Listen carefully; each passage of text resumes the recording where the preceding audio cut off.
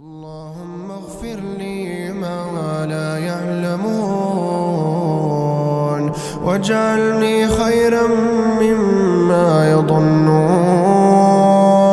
اللهم كن معي في بكاء الليل ولا تجعلني من أصحاب الويل.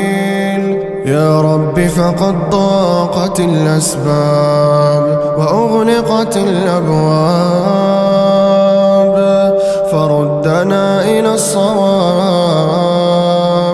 وأبعد عنا الهم والغم والاكتئاب. يا رب الأرباب